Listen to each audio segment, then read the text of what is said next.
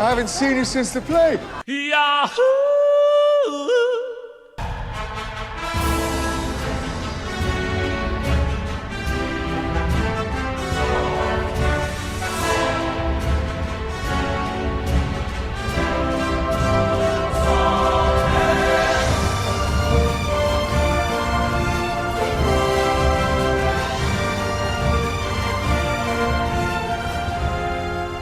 We just don't really like hear from Orlando Bloom anymore. You know, he just like he kind of faded away, and I'm sure you know, I think he kind of went off to be a family man. I think he's been married. He was dating that one Victoria's Secret model for a long time, Sure, Miranda something. Of course, that one. That'll get you off the Hollywood. You know that'll keep you home. Yeah, you know what? I got You know more what I important mean? things. You know, it's like, well, I'm very rich. I just did 3 Lord of the Rings and 3 Pirates. I also did Elizabethtown in the middle, lest we forget. And, you know, I'm going to take some time off, and I'm going to have a lot of sex with my Victoria's Secret girlfriend. And I'll see y'all. Smoking hot partner, yeah. I'll see y'all when I see y'all. You know, I'll be back. You can't keep Orlando down, but Yeah. I'll come back when You know what? when Less I'm money, fucking very ready. nice. Okay, when I'm done over here, I'll be in movies again. I'll be back. I'll be back. I'll be back. And the movies he's done since then are like those Hobbit movies and the Pirates movie. You know what I mean? Like he just kind of floats between those whenever they're doing more of those. Hey, he's in an episode of Easy. There's a lot. Most people are only in like 1 or 2 episodes of Easy, which we have discussed before. Now, because now of course Orlando Bloom is married to Katy Perry, as we all know. I wonder, I'm on the IMDb. I'm wondering if there's things that I haven't thought of, or if he's just truly. I mean, it's a steady. I think he just kind of yeeted, baby. Yeah, he mostly yeeted. Yeeted. But, you know, because At World's End is 2007, and he starts doing movies I've never heard of. Plays a character called The Stain in Sympathy for Delicious. No idea what any of those words mean. Amazing. In conjunction. So he went the Joseph Gordon-Levitt route. He went, I made so much money with these 6 movies that I can do whatever I want. Joseph Gordon-Levitt was also things that, kind like, of his friends banished are for a making. little bit, though. I feel like Joseph Gordon-Levitt, we kind of kicked out of Hollywood after Don John for a little bit. He's only just now recovering from Is Don this show John. on Apple TV any good? I haven't seen it. There's so I much haven't either. TV. Mr. You know what I Corman mean? or whatever? Yeah, Mr. Corman. He's got another thing coming out that I saw an ad for, and I'm like, okay, Jordan, he's back. You know, Jordan. I called him Jordan. Jordan Belfort. Nope. Yeah. Joseph Jordan G. Gordon Levy. He's back, and he's making it work. So he's returned. I feel like, you know, he had to lay low for a while, and now he's back. Christopher Nolan stopped calling, I think, is the big problem with what happened to Joseph Gordon-Levitt. Chris lost his number or something, and Chris got a new phone. Nolan got a new phone. Oh my god! And he lost all his old contacts. Trying to call him back and being like, my name's Craig, and Joseph Gordon-Levitt and Levitt in real time realizing like, oh my god, he changed his number. Chris Nolan does a post on Facebook, and he's like, hey guys, you know, lost my old phone, got a new one, lost all the contacts, send me a text. And Joseph, he didn't see that. He didn't see that post. So that's why he's not in. I don't even think he's in the Oppenheimer announced cast. Every other white guy is. Yeah, everyone else. I'm kidding. I'm not kidding. It's a very no. It's very white, cast. but also like, yeah, guy. It was about the Manhattan Project was wicked white. Wicked white. I don't know. Yeah. Like, I am sorry, everyone. You know, everyone is correct. You know, like we need more diversity across Hollywood. You know, like we need it. The ubiquity of all white casts is kind of philanderous and ridiculous at this point. However, maybe not this one. Yeah. Maybe, you know what I mean? Let's not have a fun race bend with a movie about the nuke. Yeah, I think you know, I think it's okay to understand the criticisms that are like, why do we need this movie? Short answer, we Sure. kind of don't. But. Do we need any movie though?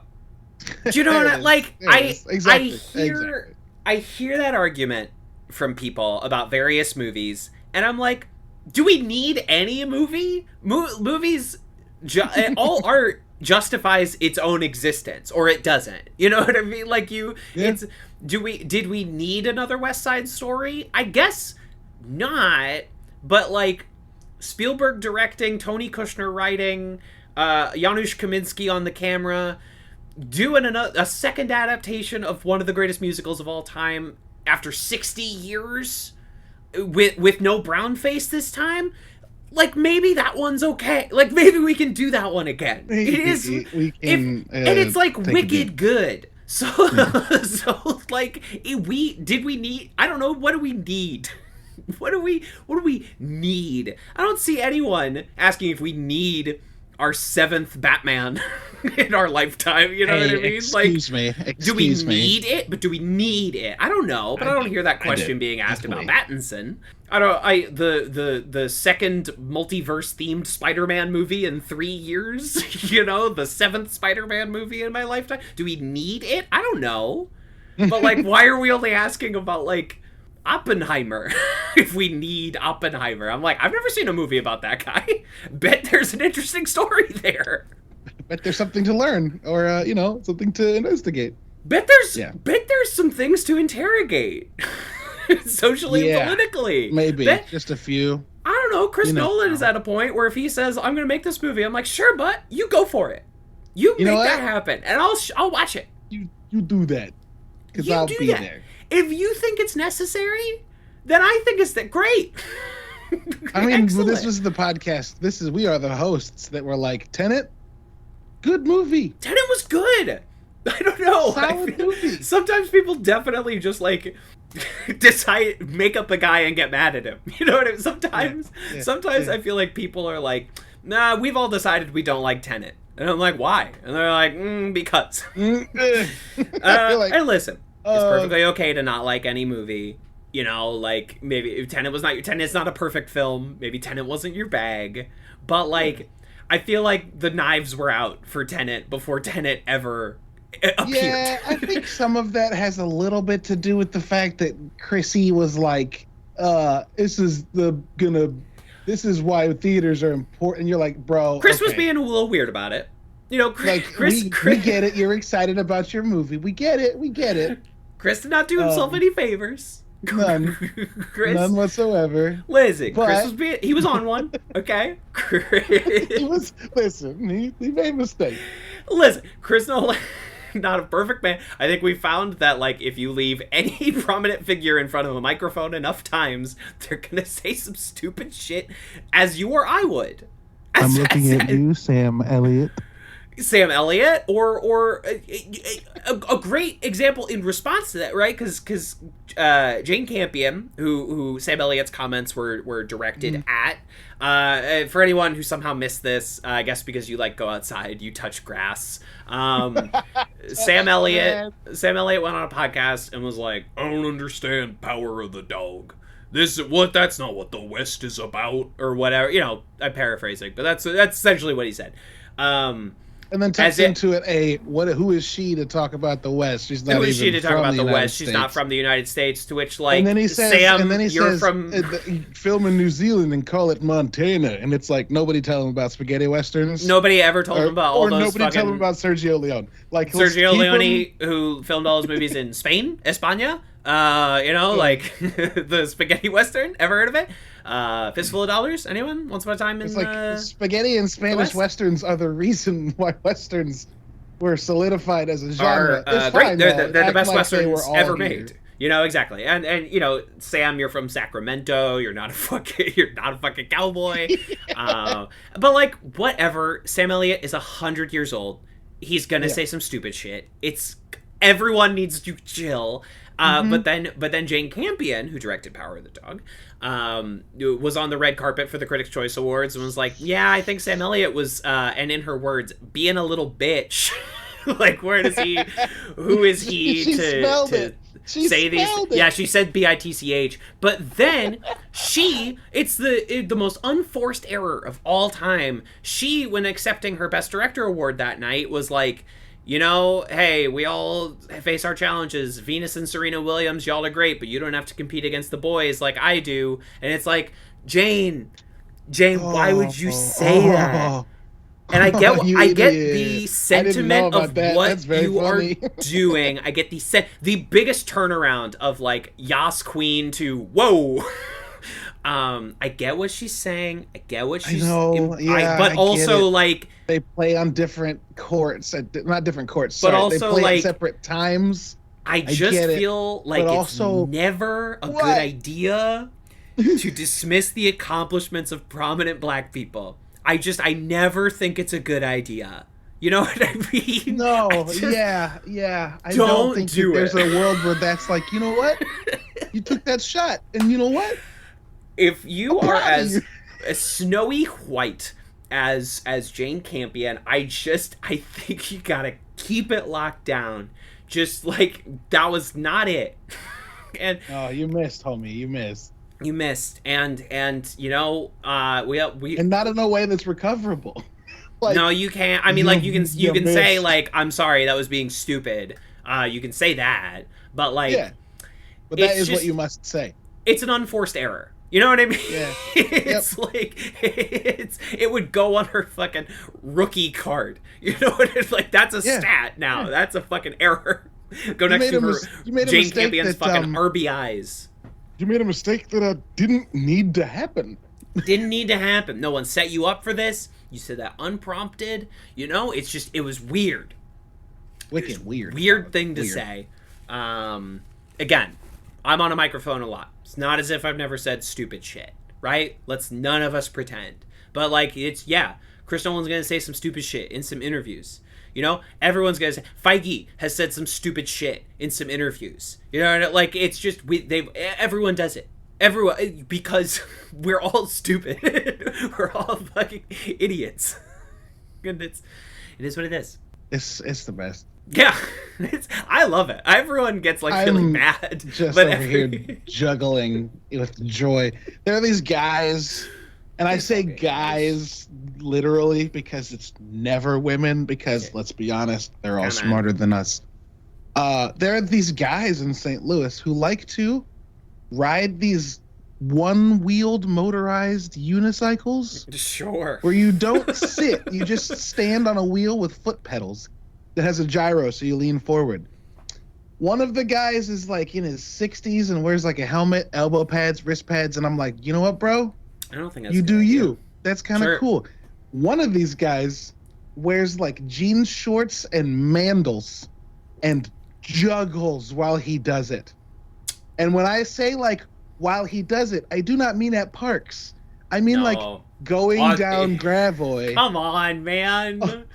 Juggling while riding this thing. Like, homie, just get a Twitter account if you need this much. For the love of God, just attention. Like start a TikTok. I swear to God, you can get just like do one other thing, please. So easy to get people to yell at you online for attention. It's so easy, and it's so much less risky. It's so much less risky, and you're not putting so much less physical harm can come to you, and you're not putting anybody else at risk with your if you make dumbass TikToks. You know, like you're not gonna accidentally get someone in a car accident unless they're watching TikTok while they're driving, but that at that point that's not your fault. That's a them problem. That's a them problem, you know, and that is not dissimilar to your little juggling shit. that is not as far away from you juggling down Gravois.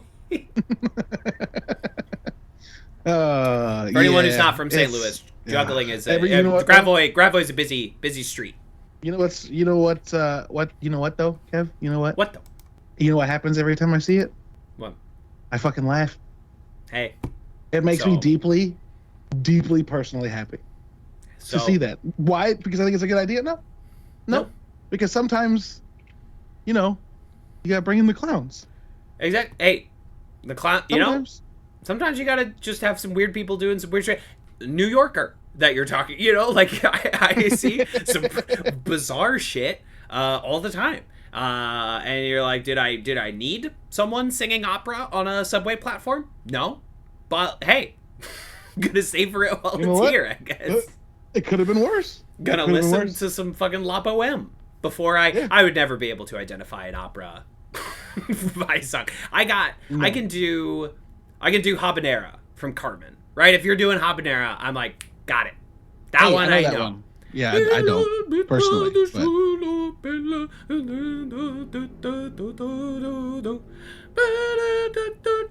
You would know it if you heard it. Oh, if yeah, you pulled up Spotify. Yeah. I know that. You would know that one. I know it was an opera. Yeah, it's an opera. Yeah, that one. It's even better when you sing it like Patrick Warburton. I'm sorry, what's that opera that goes?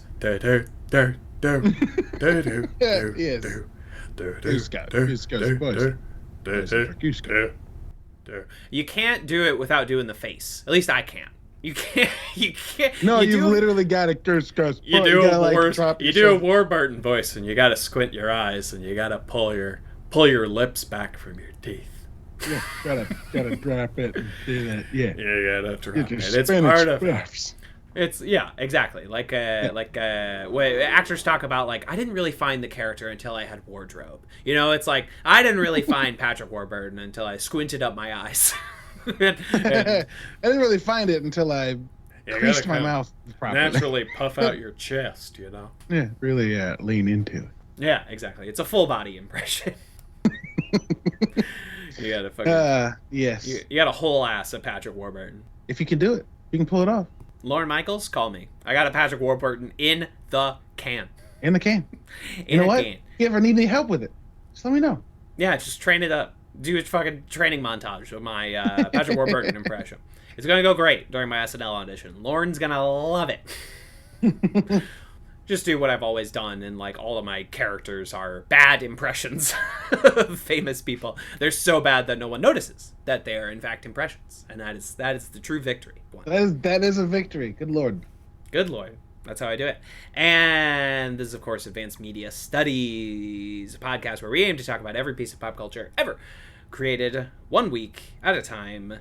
Welcome back to our Mythic PodQuest, as we are now reaching the end of the first season of Mythic Quest, with 2 epis this week, and then some specials.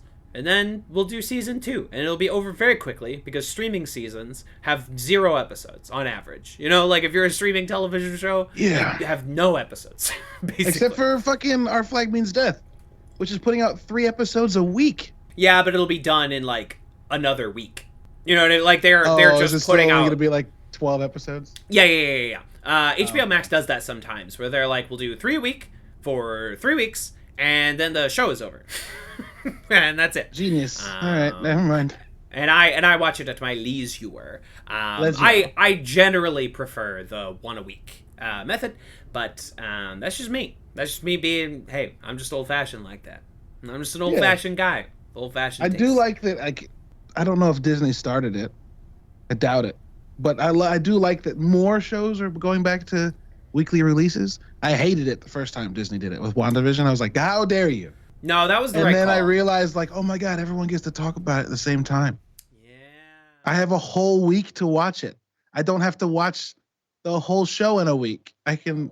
Yeah. What? Right. It's almost as if that was a strategy that worked very well for decades, and then we stopped doing it for some reason. Worked really well for about 50 years of television, and then we stopped for a minute. But God bless HBO, they didn't stop. They never stopped doing it. I mean, obviously HBO Max will sometimes do weird shit, but you know, Succession still comes out sometimes. 1 week at a time. Game of Thrones came out 1 week at a time, and that is part of why their shows are successful. Euphoria comes out 1 week at a time, and so everyone can watch one episode together and freak out about it, and then we build anticipation for the next one. Not as if I've seen Euphoria, but conceptually, my wife keeps asking me. She keeps asking me, can we watch this? And I'm like, I have not had a good enough day yet. Like, she always asks, and it's like, you know what? It's been a rough day. And she's like, you want to watch? She's like, you want to watch Euphoria? And I'm like, nope. It's been a rough day. The teens are in too much peril. I can't. I can't handle it. Doesn't seem like my kind of show. I just feel maybe I could be pleasantly surprised by it. It just doesn't seem like my thing. You know. I stopped. I mean, we've talked about this. I'm sorry. Yeah. You listen to this podcast. You're used to dealing with our bullshit. Whatever. I stopped watching the Walking Dead in season 3 because I realized in that moment, like, oh, you know what? I have enough stressful shit going on in my life. I don't need this too. And then, of course, it got worse. But I missed all that because I was just like, I don't need it. I quit that show like 3 separate times. It was unbelievable the amount of times I stopped watching The Walking Dead. Because I think the first season of The Walking Dead... I just can't quit you, it's like a reference to a 90s rom-com relationship. But when Kev says, I just can't quit you, it's being unable to cut off bad television sometimes. I Just Can't Quit You is Brokeback Mountain, which is a 2005 drama starring Jake Gyllenhaal and Heath Ledger. That's where I Wish I Knew How to Quit You is from that masterpiece. But yeah, The Walking Dead, because the first season of The Walking Dead is really good TV. It's like 6 episodes, 7 episodes, something insane. But those They re-released it in black and white right before season 2 came out. Yeah, sick. Good idea. So fucking good. Good idea. Ugh. You know, and that was really strong. And I got 2 episodes into season 2, and I went, never mind on this. Never mind. Actually, spent 2 episodes dicking around in a traffic jam. No, thank you. And then people said like, oh, season 3 got really good. And I'm like, all right, let me go back. And I watched season 3, and I was like, this show still sucks. I quit again. Why did I do this? So maybe I only quit twice. I wanted to like it. I gave it multiple chances. It just did not. You tried so hard. I got so far. But in the end, it doesn't even matter. Thank you so much for knowing exactly what I was doing. By the way, I'm one of your hosts, TV's Kevin Lanigan. And, you know, I didn't grab a quote. It's my turn to have not grabbed a good quote. Ian was my dad too. And he was shitty to me also, just like Pootie Shoe. Ian is my dad. There you go. I'll make you feel better because I don't have a quote either. Right. I'm the daddy host, normally the third host, but this week the second host, and still have the mostest. Kids, yeah, do I have a... Is there anything... My computer's making noise. That's not a quote. That's literally happening. My computer's... let's see. Yeah, I'm trying... Why did I not pull out a quote? What is wrong with us? Me neither. Rob McElhaney is not old enough to be my dad. He would have had to have been... He was born in 1977. He would have had to have been like 14 when he had me, and that's just... I mean, I guess it's not impossible, but it's unlikely. It's very unlikely. It's very unlikely. You know, it's stranger things have happened. I guess it's possible Rob McElhaney is my dad. Unfortunately, stranger things have happened. Yeah. Unfortunately, stranger things have happened. Unfortunately, I don't know why I turned into Ian McKellen. That's fine. There's worse things. Yeah. Anyway, sorry I didn't have a quote this time. I'm gonna sure I have several next time. We all failed. Narrative wins. You know, whenever CW is running up and down the hall and talking about sure. The beauty of narrative, how narrative still stands or whatever. Yeah. Excellent.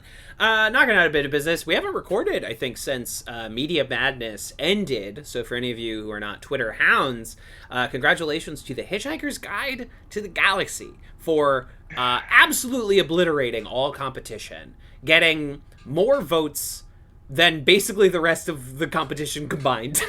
More votes in the last round. Yeah, than any other, than the next 4 rounds, you know, the next 4 highest voted rounds, combined. The Hitchhiker's Guide to the Galaxy won supremely overwhelmingly over The Expanse. I don't think that's The Expanse's fault. I think that was going to happen to anyone. And honestly, I'm very glad I didn't have to see one of my babies just get fucking massacred. Dude, I was like, you know what? Maybe The Expanse can eke out a win. And then I went back later and was like, nah. Nah. Afraid not, my friend. Yeah. I don't know what it was. It was an unstoppable juggle knob the entire time. It was not in a close competition the entire match. It steamrolled the entire. It was just that was the fucking early draft pick. It's fucking 1970s Boston Celtics. You know, it's just like you're not gonna you can't beat them. It's game over, man. And that was it. I'm gonna do something we haven't done, I believe, before on this show. We got a nice new review on the old Apple Podcasts, and I would like to read it. And you can have whatever you write read on the show by leaving us a 5-star review on Apple Podcasts. I will say whatever you want me to say, as long as it's not gross. As long as I will caveat, if it sucks, I won't say it. Okay. There's a little bit of a catch-all there. You know, I'm not gonna say some racist shit. You know what I mean? Like, you can't pay me for that. You know what? I appreciate that. What am I, guys that PewDiePie hired?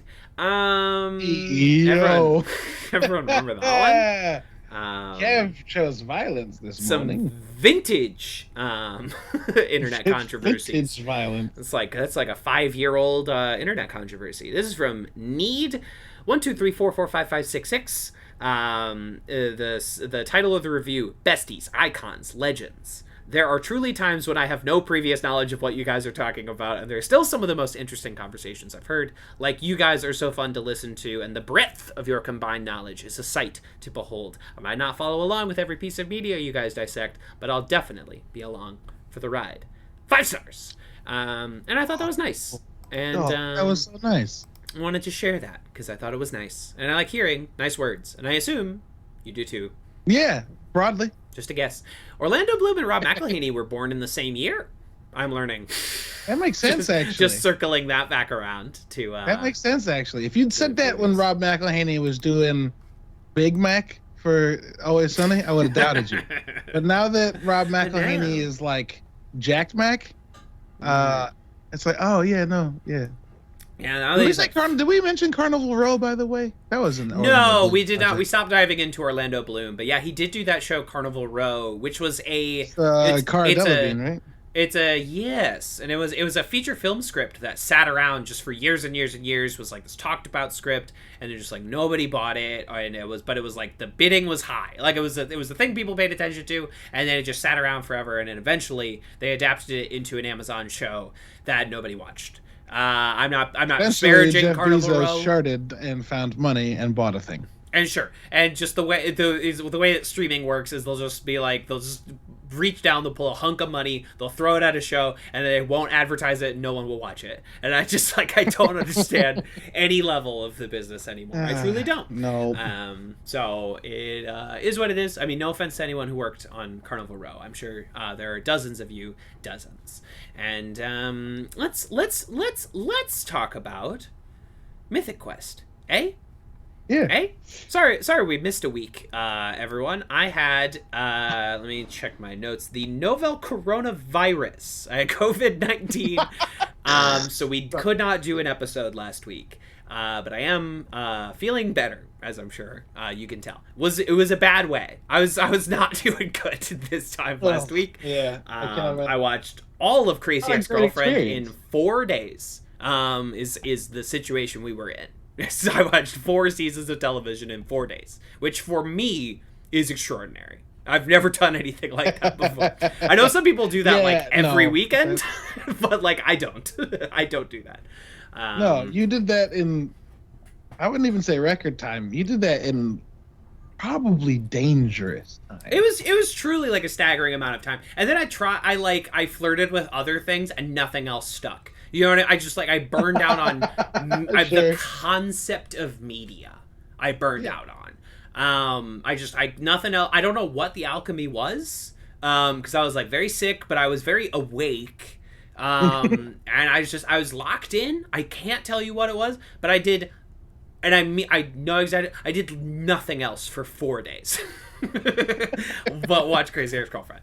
You probably DoorDash some food and were leave it on my steps, please. Don't come near me. Because I got sick on Friday. Saturday, I just did not leave bed. I barely ate.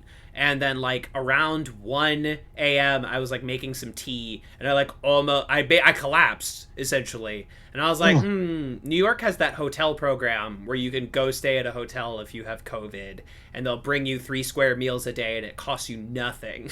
I'm gonna go do that.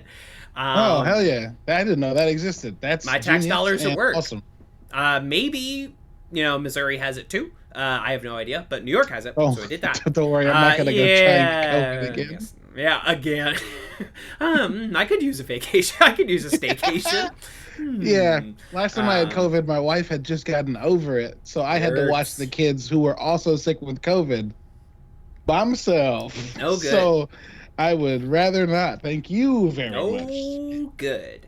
But yeah, so I even had meals brought to my door, and I just did nothing but lay on the bed and watch Crazy Ex-Girlfriend. Anyway, that was my story. Crazy Ex-Girlfriend podcast coming soon to my Patreon. We're doing it. That'll start sometime in April. Doing that monthly. Which seems sustainable. So that'll be fun. Because now it's apparently just like one of the most important pieces of art to me of all time. I just have this inextricable memory. I have suddenly discovered. Yeah, sure. Yeah. I'm glad it lost Media Madness so I could have those 4 days for myself. Sure. Perfect. Yeah, okay, you're able to, do it yourself and do it the way you want to do it. Yeah, which was nonstop. Just constant. For again, the moment I woke up to the moment I went to sleep. Well, I'm glad that you're feeling better because that shit is not fun. It was not fun. It was the sickest I've been in a long time. I think I had like medium COVID because I was feverish, I was achy, my throat was nonsense. Sure. But I wasn't on like a ventilator or anything like that. I was not hospitalized. So medium COVID. No fun. Don't recommend. Get vaxxed because I can't imagine how hard that would have hit me if I did not have triple vaccination. Let's not think about it. Let's instead think about Mythic Quest. Yeah. Season 1, episode 8, Brendan.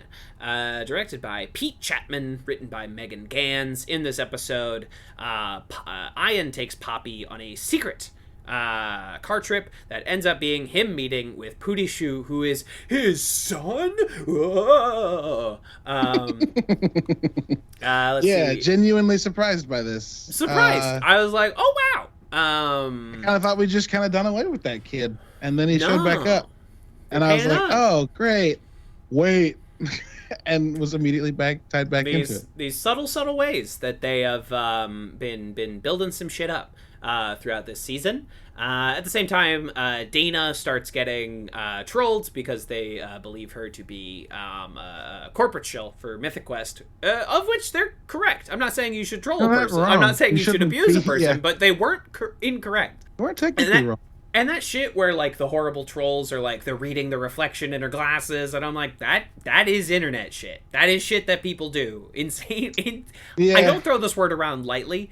Insane people. But they do it. And it is shit like that happens online. Which is why, if you are a person of a certain station, you just really should not post any personal details or pictures on social media for exactly this reason. It's a little interesting to me because not interesting. Sorry, I should be more clear. You know how sometimes you let little shit bother you? It does bug me a little bit that they're able to do that because like very few people stream in anything higher than 1080p, and good luck blowing that up. Right, good luck blowing it up enough to sense spot that like a company stream would be at 4K because they could afford it. Right, and so I know that they're like meh. I know they're like streaming on like a weird camera that Brad has. It doesn't seem like the most high fidelity camera I've ever seen. Because every time we cut to Dana, it's a film quality camera. You know what I mean? It's like a professional video production camera. Because it's always oh okay. Yeah, they decided to not use like a webcam or anything like that. Which it's a decision you have to make when you're doing stuff like this. I do struggle with and struggle is like, whatever. But like, just the term you came up with, not a I'm literal very definition of conscious what you when go a through. show doing internet shit is not doing internet shit internet accurate. Does that make sense? Like every time a character is using like a fake website, or like when we're looking at like a fake streamer, and I'm like, this just feels off from reality, and you don't have to approximate reality. It always feels a little less than authentic, but it is what it is. Or like, when we see Dana or Pooty Shoes streams, you're like, it seems like they're using a really good camera. I didn't know you could stream with a fucking red Scarlet. I didn't know you could stream with a red 8K. That's one person in the audience was like, haha. Hey, I know what that is. Hey, I recognize those to that words. Person, what's up? Congratulations. You know the secret word. Tweet at us at Greendale Three if you liked that joke. And you will get a firm pat on the back. Yeah, you'll get validation. How's that from your parasocial relationship? For your parking. Does that sound good? Oh. What? Everyone's in a parasocial relationship with their favorite podcast. No. I said for your parking while you were saying something else. And I was like, oh, so not parking. Oh, validation for your parking. You were doing a joke. I see. Yep, I was doing a joke. You were doing one of your classic jokes. Wow. Yep, you sound frighteningly like my wife. I'm sorry. No, you're fine. I'm kidding. You love your wife. And she's meaner. That's of course she is. Because you've been married for a long time. You have 2 kids. Of course she's going to be mean about it. Yeah. As it should be. As above, so below, or whatever. As is right. As is her right. She has earned it. Yeah, if there's ever a woman who wishes to marry me, I'm like, you are well within your rights. Anytime you feel like making me remember that I'm dumb, go for it. Because you know what? I could use it more often anyway. You know what I mean? Like, humble me. You're every entourage needs that guy. Humble me, baby. Every entourage needs that guy that punches you in the nuts to remind you of where you came from. Like keep you humble, keep you based. Yeah, it's absolutely correct. This is an interesting episode of Mythic Quest. Probably works best in tandem with the finale. You know what I mean? Like it's not because we kind of we go to the diner, we learn this thing about Pooty Shoe, and then that's kind of that. And we return back. Poppy, of course, misses out on her job because Ian's ex-wife, and we find out Ian's name is Ian. He's just a megalomaniac and decides that he wants to control literally everything. Yeah, which is not. I mean, but that's also not uncommon in famous people. You know what I mean? Like Darcy Carden from The Good Place. Her name does not actually have an apostrophe in it. She did that when she was in 8th grade, and it just kind of stuck. That's not uncommon. Or 90% of all famous people have some preposterous stage name, right? Like Mel Kaminsky becomes Mel Brooks, etc. Stan Lee's name isn't Stan Lee. Yeah, it's Stanley Leibowitz. But Stan Lee, it's clever, it's good, it worked. Because he was a fucking flim-flam man. He was a snake oil salesman. He understood how this shit worked. He was P.T. Barnum. In a different life, he would have been a circus worker. But instead, he wrote comic books. And he wrote a couple comic books. He wrote a few. He wrote and a few borrowed the rest. Or stood in the same room as the rest. Stood in the same room as Jack Kirby or Steve Ditko, and then it was like, it was my idea. R.I.P. Excelsior. True believers, and so that's all of that. But it's good. It's strong stuff. It's interesting stuff. It just feels slight. I don't know what I want from it. It feels like it's a revelation of information, but then that's it, and it stops at the revelation of information, and it does because revelation's kind of close to where you're like, this has got to end soon, right? And like this, it's like, okay, And then the episode's like, okay, we gotta end now. We'll finish this later. And that's Which, that, right? And I don't yeah. I don't remember Pootie being in season 2. It's possible that he still appears, but I don't really remember it. So it kind of becomes, and I'm sure you'll disagree with that, but it kind of becomes my issues with like the second half of WandaVision, where I'm like, you sure did reveal some information, but I don't understand the like. You didn't fully pay off the information. You just kind of told me some information. Sure. There are innumerable further examples of things like that, but that is something one that was close to mine. Because you're talking about WandaVision on your show, and it made me think I remember that. There were a First lot half of of that, like, oh shit, what does this mean? Yeah. Nothing. It's like you end 2 episodes in a row with Agatha Harkness saying some information to Wanda that means nothing to her. And it's like, okay, I know that information now, but like, where are you going? What does this mean? And then you're like, oh, that wasn't... Oh, nothing. It was just information. It was just, we needed to fill out the wiki page. Yeah, you just needed to... Okay. We just needed to fill in the wiki. And I'm like, oh, okay, this was actually a show about filling in a wiki. But it did have 4 really good episodes at the start there. It really... Man, those were some good episodes of TV. And, anyway, sorry. No more WandaVision diversions. But it's something that... It's just... You know what I mean? I don't want an entire episode of just, like, Ian and Pootie hashing out their relationship. Like, that's not really what I want. It kind of works in relation to the Poppy thing, you know, like her getting sucked into his world, the warning she gets from Ian's ex-wife, you know, all of that works as a part of her story. Well, and this is like the third episode. My God, it starts at episode 4. This is the 4th episode of Poppy going, maybe. Am I gonna leave? Maybe. I'm probably gonna leave. I'm putting myself through shit. It's got this weird parallel that I don't know if I love. It's tricky, right? Because I mean, it's hard to talk about this without talking about where the show goes eventually. Yeah. But it's got the framework for that. Like, I'm in a shit relationship, and the person like thinking about getting out of it, but then going like, but I got into it for a reason. If only I could find that reason, and then I would love it again. Which is like wicked, not the way to deal with a bad relationship, especially when it's maybe, if in this case, not physically abusive, but definitely emotionally and often verbally abusive. You're like, don't. But at the same time that's happening, and you're like, Poppy, just go. Poppy, just go. Right. The show's also doing its due diligence in like taking pot shots at Ian's character from a distance. Yeah. And like as it chips away the facade, you're like, oh, maybe he's a good dude who's just a piece of shit to act like he knows what he's doing. Right. Which again, not a good excuse. No. But does mean that there's potentially a redeemable person in there. But as people say, hurt people, right? Like we know a little bit about Ian and his dad. And like the lawsuit, you know, like and all of that. I don't think in season 2 we meet Ian's dad. Not to my recollection.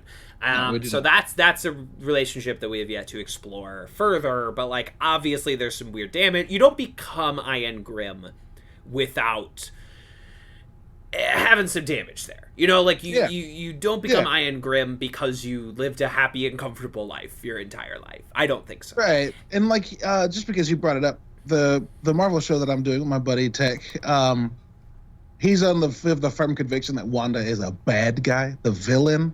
Sure. And like taking the hurt people ethos and running with it. Like, Ian's not a bad guy. Wanda's not a bad guy. They're both just like doing really bad things. They're doing very bad. I don't blame them for it in the way that I would blame someone that like is obviously doing it on purpose.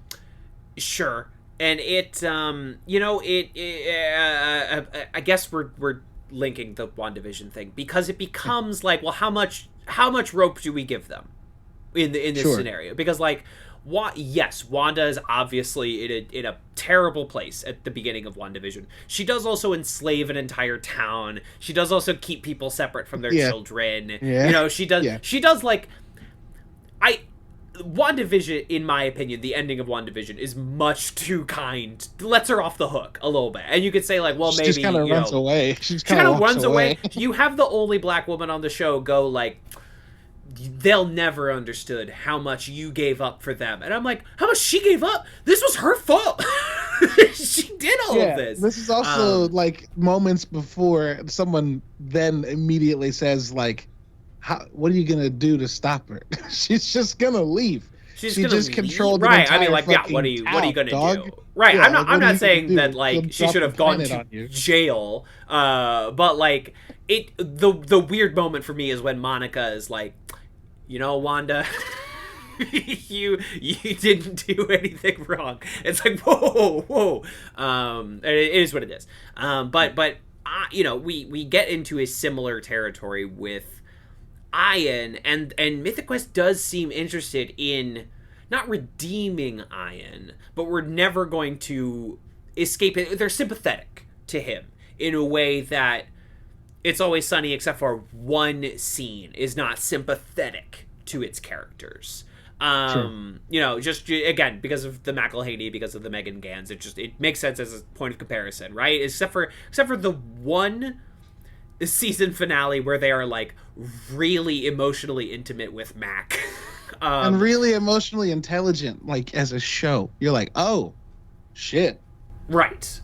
And the Ian and Poppy, you know, I'm glad the relationship up to this point has never been even hinted at as romantic, right? Like I think it is a much more interesting not that romantic relationships can't be interesting, but it is a much more interesting relationship for these two characters if they are stuck in this like mutual cycle of like abuse and hurt feeling. You know, they are inextricably trapped with each other, and they are trying to struggle away, but it only winds the fucking coil tighter the more you struggle to try and get out of it, right?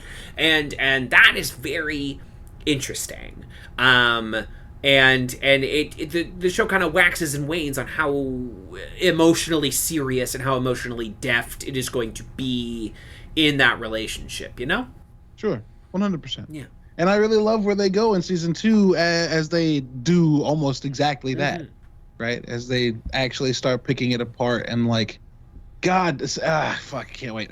Season 2 has some of the most brutal back and forthing. Yeah. Where you're like, oh, okay, we figured it out. Oh shit, no, we didn't. Oh, okay, we're in a good place now. No, we're not. No, we're not. And like, I think at first when I watched that, I was like, this is stupid. But then, like, you know, being an adult and being in a long-term relationship, being like, oh, yeah, no, that's how this shit works. You're like, we figured out, we put some fucking, what's that stupid Billy Mays tape on the bottom of the boat. We put some flex tape, whatever the fuck it's called, on the bottom of this boat, and it's no longer leaking. And then, like, the universe goes, yeah, but it was fucking tape. Right. That's not you a can't fix. And then you're like, you can't slap tape on the bottom of a boat and expect it to hold forever, right? Like, there's more work that has to be done, and it's whether or not you're willing to like get out the welding tools, you know, like it's whether or not you are willing to like actually fucking get in there and make that shit work, and it's interesting what they do with it, and season 2 of Mythic Quest, like many second seasons of many great shows, is going to get nastier, it's going to get sadder, it's going to get a little more emotionally intimate. We're going to do that thing that a good second season does, and we're just like really pushing at these characters. How far can we push these people? You know, like, what are the limits of this show? Now that we did the show, we did our nice little first season, you know, and now it's time to like push the boundaries of the simulation. How far does the program go? I played the story of Fallout, and now I'm going to go through and see how much I can break the game Fallout. You know, precisely. And it goes to interesting places, if albeit with this episode sort of not fully whelming me, if you know what I mean. Not fully whelming? Yeah, it's... So you weren't underwhelmed? Or overwhelmed. But you weren't whelmed. Right, I was like, this is fine. This is interesting information. This is the stretch that we need to go on. You're in like the lower upper lower half. Sure. and it becomes that. Right? No, I get what. You understand. You're getting it. It's like, okay, it's functional without really delivering to me. I'm like, this is perfectly, I understand what we're doing, I understand the arc we're on, and I think it's too early in the show to be doing this with Poppy. And obviously it is the arc they decided to go on for this season, because half the season is devoted to this, will Poppy leave or will she stay? But it's like, I've only known Poppy for like 90 minutes, and you're really asking me to like get invested in whether or not she stays on the sitcom Mythic Quest, a sitcom I'm barely acquainted with at the point that this arc is happening. Like, you know, my TV brain knows like she's probably not leaving the show Mythic Quest. She's probably gonna stay at Mythic Quest because that is the name of the show. That's where the show is set. And obviously season 2 is going to try a similar thing in a different way, but we have not seen any of the fallout of the thing I'm vaguely alluding to. No, we haven't, and it's literally the reason I'm excited that this show got renewed for not 1 but 2 more seasons. Like, where are we? Because how the fuck? But I'm down. I'm so down. Going with this? It makes no sense. But you know what? Fuck it. Let's figure it out. Let's make it go. Let's make it happen. We want to say anything else about finding out that Pootie Shoe is Ian's Pootie dude? I mean, it retroactively fills in some gaps in what was happening, right? Like, I mean, the first time you're watching the show, you don't even realize the gaps are there, and then you get to this episode, and you're like, well, this is a true twist in that, because I feel like sometimes people use twist to mean any revelation of information, but a true twist reframes everything you've seen previously, right? Yeah, sure. That is what a also it's unexpected, and too many times people were like, I saw the twist coming, and like a good twist is one that you can't like people see the twist coming, but I'm like, I disagree that it was a twist. It was just like what they were setting up. It's the plot, right? Like use. Sometimes a plot being predictable is good, because that means that like it has set itself up properly, and it's whether or not you're emotionally invested in it, right? Like I don't think surprise is always the best primary motivator of how you're conducting your show. See Game of Thrones, right? Where they were specifically talking about, like, we threw all our plans out the door because people saw them coming, so we wanted to surprise you. And it's like, well, your surprises don't make any sense. This doesn't make any sense with the show that you've largely because you threw out your work for a surprise. Right? And it's like, okay, thanks, like, guys. and then you somehow paradoxically also, like, stuck too hard to your original plan for the end of the show. And it's like, that doesn't make sense with the way these characters developed, you know, like, and that's something you can't account for when you're making a television show, where it's like, well, what the actor brings to a character is going to make it very different from the source material, right? Like Peter Dinklage, incredible on Game of Thrones, is very different than the character from the books, because Tyrion on the television show is like likable and charismatic, you know, like it's a very different character, and he and Shay develop a very different relationship than the relationship from the books. So him killing her just kind of like feels weird and comes out of nowhere, and it makes you go like, what's going on with this character? Because that's not the relationship that you know what I mean? Like, it did what an actor brings to a part is going to entirely shift what your show is doing. You know, like what the relationships that develop, or who has chemistry.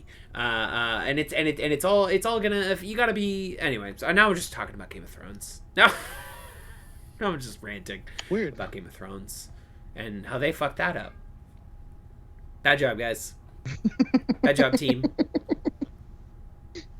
Oh man, you know, maybe we should do that instead of Hitchhiker's Guide. You just really don't want to read those books. I don't know. No. I'm kidding completely. I don't want to do. No Game of. I mean, like, there's too much. Too many people have already done it.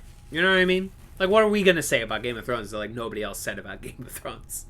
Also, there's too much of it. Yeah. And I would want to quit at some point. I don't want to do anything of this show where I want to quit. We'd all get to a point where we're like, you know, I don't want to watch this show anymore. Actually, yeah. I would get to like season 5, like I did when I was watching it the first time, and be like, guys, I don't want to do this anymore. This isn't fun for me anymore. I get to like we would get to like the second, third season maybe, and be like, this was a bad idea. It's a bad idea. Yeah, there's too many times where a character on the show got raped and I'm not sure the show understood what it was putting on screen. And I was like, guys, you're breaking me. I can't do this. I don't think you understand the implications of what is happening. And it is anyway, sorry. Gotta stop talking about Game of Thrones. I think that was it on this episode. Again, functional, but I'm not emotionally invested like I want to be in this episode, in these storylines. But season 2, I think on the whole does a better job with things like this. Anyway, and let's go to the season 1 finale. Season 1, episode 9. Let's do it. Blood Ocean. Directed by Catriona Mackenzie, written by Megan Gans and Rob McElhaney. In this episode, Ian comes up with a brilliant idea for something called Blood Ocean, which Poppy then implicates into a plague. This episode came out in February 2020. Yikers. Whoops. There's a lot of that this last year, which is fucking wild. Of that. It was in, a lot of that then 2020. It was on the tip of everyone's tongue. Then the workers of Mythic Quest attempt to unionize. David tries to stand up for them to Montreal and is summarily fired. Also, I don't know. Yeah, that's about it. And Poppy learns to live with her new station at Mythic Quest and becomes co-creative director with him, which we see in the post-credits, mid-credits scene. Does not go especially well early on. No. But they're working on it. Yeah. What do you think about this as a season finale? I frequently forget that it's a season finale, because I still see episode 10 as the finale, and then I see episode 11 as the special. Yeah, but sure. Like they're definitely both. They're definitely both. So I special because they were both not a part of the original order. The quarantine episode does not come out for like 3 months after the Blood Ocean episode. And we have that to look forward to. It was like, again, they just like went into Apple and they were like, we have this idea for a quarantine episode, and they were like, great, make some content. They just like mailed some iPhones to all the cast, and it was like, let's go, make it work, everyone. So there's all that. I think it's functional. It is like, again, just on a basic level, it's like functional, right? This makes sense for the storylines that we have set up. It really only works as a finale for Ian and Poppy, but with only 9 episodes of your first season, it's hard to give everyone else something dramatic to do, right. And like the closest we get to another finale is Dana re-entering the testers, right? Like coming. So like that is the closest we get. And it's functional, but again, there's no dramatic kiss or anything between Rachel and Dana. But with 9 episodes, and 1 episode you decided to vote to a completely separate set of characters, it's hard to build up a good amount of like payoff in just and it's they also like it's hard to tell like what their plans were, right? That's one of the things that's always hard to tell with shows like in their first season, is like how much of this was like giving us like firm footing with everybody, not completing a first arc with everybody. Unlike The Office or Parks and Rec that had like shorter first seasons. Even shorter than this. This is like online. 6 or 7 episodes, right? Right. Like these are online seasons, like you said, so they're all gonna be short. So, like, how much of the first season of this show, because we're getting people making it that have been doing comedy television for years, right, and who have done those first, like, Always Sunny has, like, a season and a half before they have, like, the whole crew, the dynamic, and, like, just the formula. Right. Danny It DeVito takes doesn't a come in minute. until season 2, right? It takes like a whole season to get you Danny Exactly. DeVito.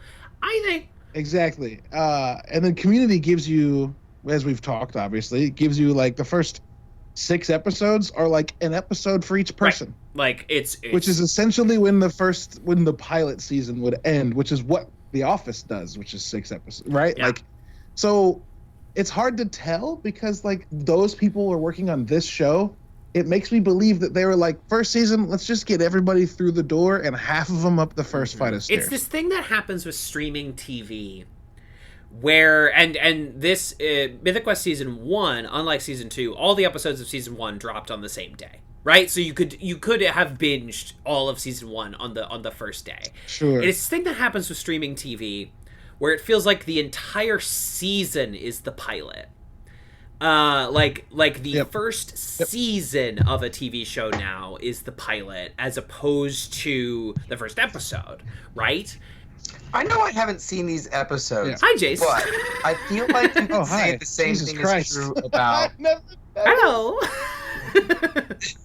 Did y'all not know I was here? I heard some sounds, no, but you had no. not shown up on my Skype window. Oh my god, that's so funny. I like muted myself because there was noise. But, hey everybody, I'm here. What's up? Hello. I had a Google tab on top of my Skype window, so I just had the talking box. Yeah, I also had the was just talking box. So you said something, and I was like, oh my god, did I leave a video on? And then I realized Kev was reacting to it too, and I was like, what's fucking happening? Oh. Okay. No, so I haven't seen Hi, these episodes. Jace. Hello. My family's been in town, but we just said our goodbyes, and I came back, and I was like, I'm gonna join for the chaos, even though I haven't seen these episodes. But you're talking about how you feel like the first season, the whole thing feels like a pilot. Yeah. I don't think that that's an issue specific to streaming, though. Because I would say the first season of The Office was all a pilot. I would say the first season of Parks and Rec especially was just a pilot. Like, I feel like sometimes in comedies, the whole first season is them being like, okay, we need to establish base characters so that next season we can introduce the funnies, you know? Yeah. It's not funny, just like, if there's a normalcy that we can stray from, then we can get some good jokes in, but you have to establish a bit of a normalcy type situation. You know? For sure. I think the first season of Parks and Rec, which I watched a year ago, is not as bad as its reputation. It's not as bad as the first season of The Office, right? And I feel like the first seasons of those shows make the same mistake where it's just like the tone is wrong. But that is why here's my new thing. Here's my new theory. You can do 9-10 episodes for season 2, season 3, season 4, whatever. I think the first season of every television show should be 20 episodes. I think you need first seasons of shows, especially sitcoms, but also like most dramas I like, the first season is at least 13 episodes. First seasons need more time to lay track than we are currently given on almost every show, except for the very few like broadcast shows that get elongated first seasons, right? Like you're very the Connors or whatever. Everything on the CW, right? Like the CW is one of the few shows that are still give you like 18 episodes, like Crazy Ex-Girlfriend, which binged. You're rocking a half a year or episode. Exactly. A week. Like you have 18 episodes of Crazy Ex-Girlfriend. All the superhero shows, they generally have like 18, 20, 23 episodes per season. Right. And that of course has. Oh my god, can you imagine getting 20 episodes of anything anymore? I would love that. I would love that so I would love it so exactly. much. I think the first season of every show should be 20 episodes. So that you just like fully have time to like not only set up your characters, but you also get to like play around, you get to see what works, you get to try some shit, and if that shit doesn't work, you just walk it back. You just go like, never mind. Like you have time to experiment and fail, where it feels like 9 episodes of Mythic Quest. I'm like, I've barely become acquainted with this show. And then it's leaving for a year. Like when am I gonna get more of this? And It's especially true for shows that have 30-minute runtimes. Absolutely. Like, I get it if you're putting together 10-hour long episodes. Like, I mean, BBC shows frequently will do 6 to 8 hour and a half long episodes. But like, still, like 6 movies is plenty of time to get to know somebody. But nine 30-minute episodes is barely 3 movies. Imagine, if you will, if the first season of Community ended with the first Christmas episode.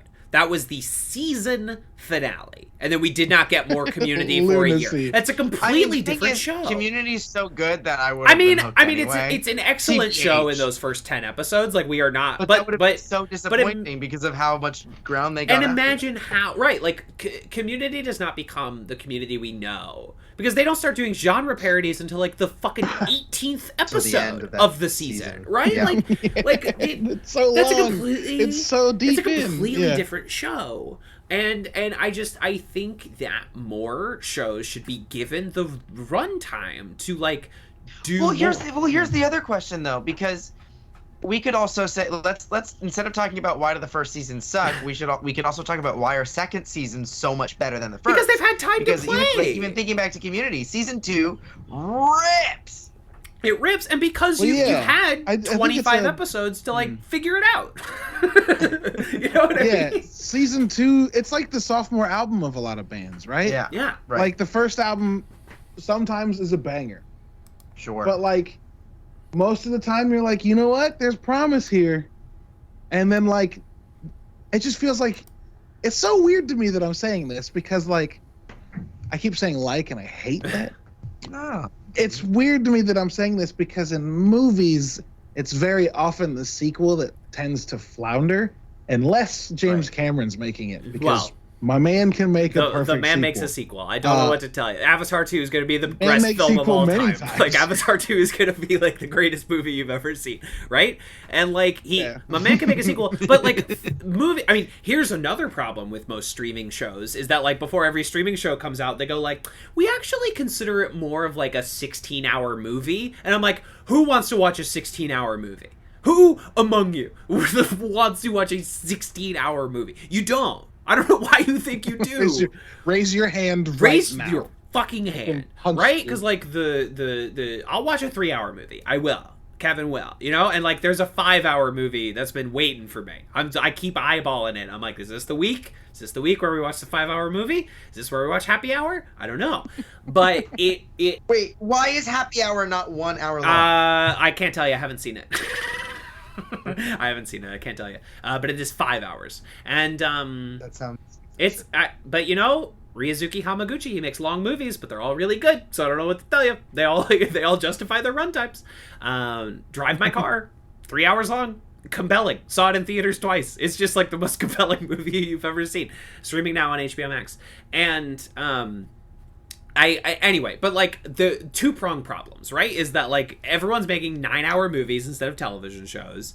So it's like we've barely figured out what to do. But also movies are, like, a completely different idea because, like, a movie you are intentionally setting out with, like, a beginning, middle, and end. Unless you're doing one of the, like, bullshit movies now where it's like the movie didn't end because we're setting up for a sequel. And I'm like, guys, you gotta end the movie.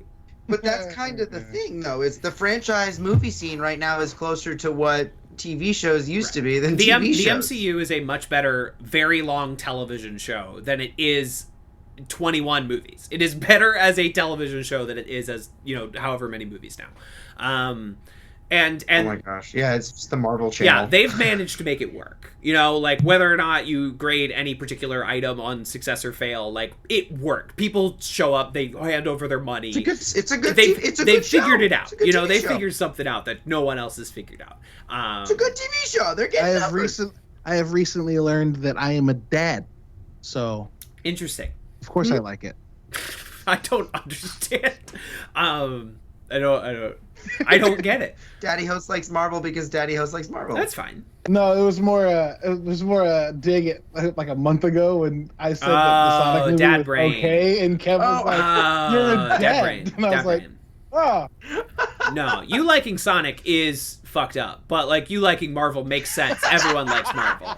I have to say I understand enjoying the Marvel movies because I enjoy the Marvel movies. Sonic, and here's the thing: Sonic had everything going for it too. I was so ready. I was like, I love Tom Schwartz. No, not Tom Ben Schwartz. Schwartz. Ben Schwartz. I love Ben Schwartz. Jim Carrey's the dude. Great guy. Sonic is a fun franchise, and I just couldn't. Because it doesn't make any like Sonic coming to our world is not a premise for film. It's not a fish out of water. It doesn't. That's not a premise for a film. And also, he knows like the premise. I just all of the couldn't do lines to like Jerry Maguire, but he like never caught the James Marsden cop's name in like the years he was like creeping on them from the bushes. Like he knows every line to like some fucking movie, but he never caught his name. And it's just it's fucked up. It's a fucked up movie. I used to read the Sonic the Hedgehog comic.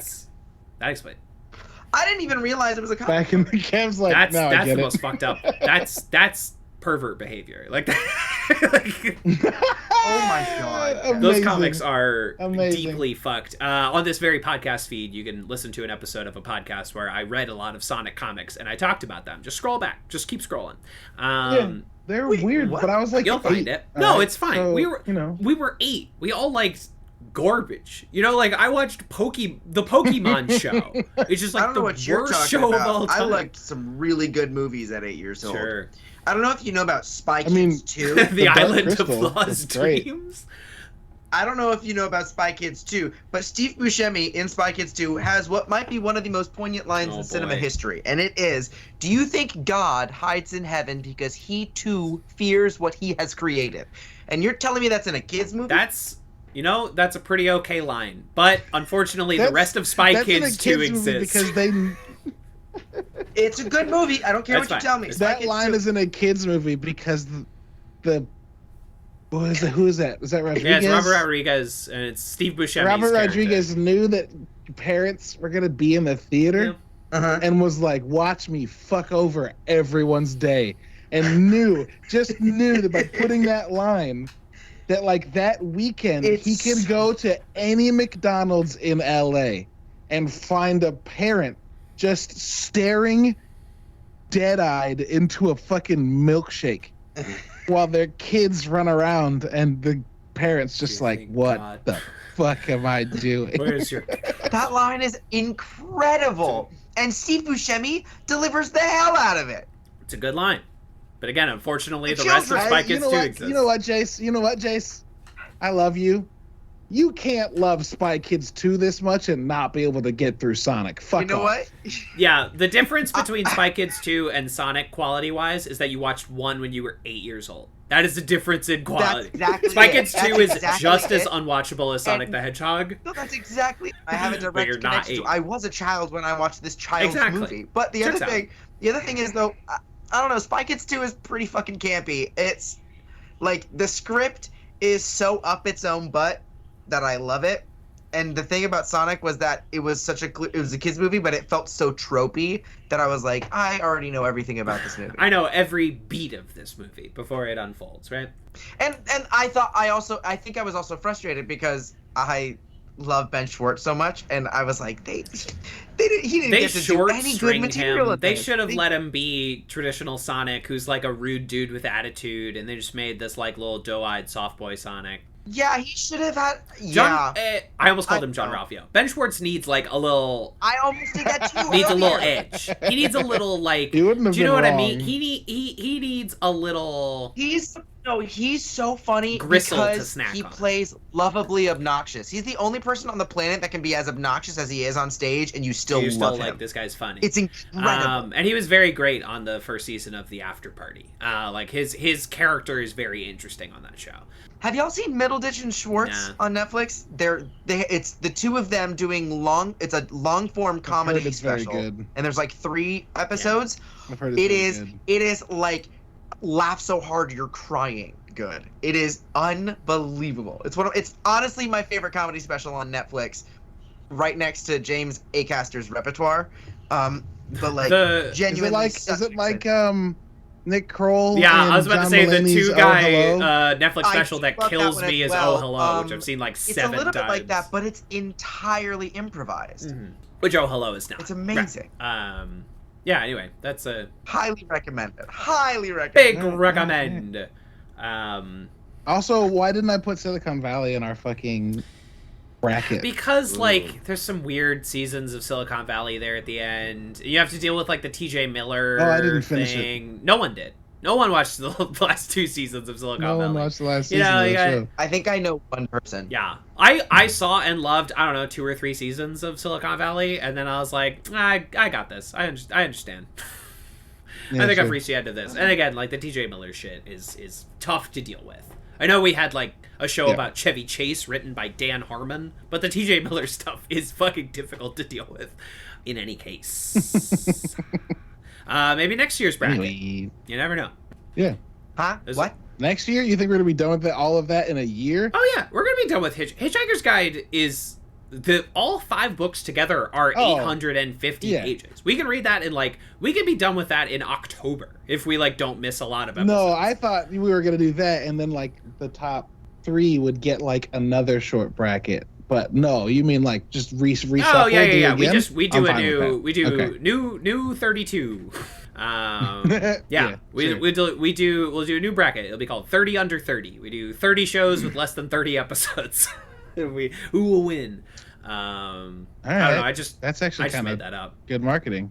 Could be. You should get a job in Thanks. marketing. I would hate it. I would kill myself immediately. I would walk in for orientation, I'd watch the video, I'd sign my paper, and I would jump out the skyscraper window. Just ventilate your brain. Yeah, exactly. Perfect. Notice I said you should get a job in marketing. You'd hate it. Yeah. You'd be even more miserable. I think we all need. Except now you'd have a place to direct your misery, one singular. At least now place. it would be justified, right? Now it would make sense. Well, no, that's not what I said. I know. But yeah, Mythic Quest. It's a good first season, but for all the reasons we've listed, it just I'm glad there was a second season available when I finished the first season. Do you know what I mean? And the 2 specials that are coming up are both really good. These are very strong specials that are going to come out. I'm very excited to talk about both of them next week. And season 2 is, I think, stronger overall and works on a lot of things that are strong in the first season. But again, because of the length, and they even devote one of their very few episodes to a thematically relevant story of Doc and Beans, which does pay off a little bit in the finale. Jay, spoilers for when you get to that. I have no way. These words aren't making sense to me, so we're on. Okay, great. Doc and Beans were in the Dark Quiet Death episode. They are the developers of A Dark Quiet Death. Oh, yeah! Okay, yes, I do know these Spoilers words. for the Mythic Quest finale. The Mythic Quest office is the same office as the Dark Quiet Death office. And they find... No, they make that clear in the episode, don't they? Kind of? In the Doc and Beans episode? Yeah. I guess... No. No, you're just... At You're the just, very end, when they bring them back in, they pull back and they show the names are scratched into that pillar, and they zoom out to the pillar, and the pillar's there in present day, and then we see Ian. It could have been... You're clever. Because first time I watched it, I was like, that's a match cut. That's just a match cut. That's not saying it's the same one. But that's where I was wrong. To me was very clearly saying this is our space. It's the I was here thing. Well, it's the same. It's the same office. That context was I was and here. Ian points at the thing and he's like, "See, this is a creative relationship that fell apart, Poppy, because they didn't trust each other. We gotta trust each other." Does he point to the pillar etching? thing? Yeah. Oh, That'll be exciting for you when you get around to that. I'm very pleased. Very pleased to hear that. It's a good payoff for that episode. Again, and the weird structure of this season where I feel like A Dark Quiet Death should have come after the fight night, just so we had a little more runway with our characters before we did this let weird... the characters actually build a full arc Yeah, a little bit, or bit. at least a small arc, and then introduce more context to allow it. Because I think a lot of these weird one-off episodes, so hey, all right, here you go. First season of Watchmen, which we've all seen, right? The only season of Watchmen? It was right. I'm never getting another one. You mean the mini first series? and only. Well, there was a question at a certain point, but they said no. They were Damon Lindelof was like, no, we told the story, we're done. Which good for him. And I appreciate that. Hey, deeply. really, Yes, very really much good so. season you've made. Third great television show Incredible you've made, season. my man. Good job. Keep it up. But that season, which obviously there was a graphic novel that preceded it, but almost all the characters you're dealing with on that show are new or are so divorced from their original versions that there might as well be new. You know, like the version of Silk Spectre and Ozymandias that we meet are very they might as well be new characters. They've changed. They are in different stages of their life. They've changed, exactly. But the nostalgia episode and then the Dr. Manhattan episode, and obviously that show had hour-long episodes as opposed to half-hour, but still, the nostalgia episode and the other episode don't come along until later in the season. So we are used to our reality before we then subvert it. You're connected to the people that the story is about. Yeah, you're connected to Regina and how King. They relate to the themes from before, and then when you pay it off at the end, it feels more like coming together of ideas as opposed to a utilization of IP. You know what I mean? Sure. And Watchmen is like, I don't know, probably still the best superhero television show. Like I don't know. Like it's really good. And what, that season? Yeah, I think so. Oh, I think that season is better than anything anybody else has put out in the realm. Although there is other good. I thought you were talking about the graphic novel Watchmen, and you were about to say like better than most superhero comics, which I would also probably right, like also like the Watchmen graphic novel fucking is pretty good. Controversial opinion. That's pretty good. And it is what it is. But that's that's the best example that I could think of, because again, it's like 9 episodes, and it does a couple funky episodes, but it waits a little longer to do the funky episodes. So we are used to reality before we subvert it. Just banking on like the Poppy leaving storyline. I understand its function to like get into the Poppy and Ian relationship more, which we do in these 2 episodes that Jace hasn't seen, but it like, I know she's not leaving. It's the first season of your television show. I assume she's ostensibly the main character. I don't think she's leaving. It's just it's there were some mistakes that were made in the first season. It's not a deal breaker. Still a good show. A show I enjoyed watching. But again, just very grateful that there were 11 more episodes available to me once I actually started watching Mythic Quest. That's like totally valid. You think? Yeah, you're welcome. Ted Lasso season 1. Oh my God. I think does a better job of balancing everything and feeling like there has been a whole. Season 1 of Ted Lasso is really good. Y'all. One of the tightest first seasons of a comedy I've ever. Because that's like what, 10 episodes? It's like one more episode. It's also small, but it is just wonderfully compact and punchy and delightful all the way through. Stacked, so and good. You get all the arcs, and it's hey, anyone who hasn't seen Ted Lasso, check it out. Oh my gosh! If you somehow avoided, definitely it's like my top most unexpected. I don't like sports stuff. Shocking. Period. Exactly. I don't like sports stuff, and then I watched Ted Lasso, and I was like, all right. Everyone's loving this, so I put on the first episode. I'm like, let me see if I like it, and I was instantaneously hooked to that show. It is so no! I hope it doesn't awaken something in me. Yeah. It's so good. Good fucking show. But again, that show had 1 more episode in its first season, and I think did an overall better. Now that Ted Lasso is another show. It saves its funky episodes for the second season. The Coach Beard episode. There are other examples, but that's the primary one, and saves those episodes for the second season. And I'm not saying don't try shit with your first season, but allows itself to fully build its track in the first season, and like it feels so much like itself from the very beginning, which not every show is capable of doing. Mythic Quest also, again, like I feel like they fully understood the tone. I think they understood the nature of the show, what they were doing, the kinds of stories they could tell. All of that is strong in the first season of Mythic Quest. But yeah, if I was gonna show people like, hey, this is probably how you do a first season of a sitcom, like Ted Lasso would be an option. Ted Lasso, Community, Arrested Development. You know, like I was like, good job, guys, you got it. You did a good job on these. Yep. Nailed it. I feel like I'm being very negative towards Mythic Quest, and I enjoy the show. It's just that it feels like it's a set. It feels like season 1 is a setup in ways that other shows don't. Which again, Jace, you missed this because you haven't joined. But I think comes from the fact that like its creators are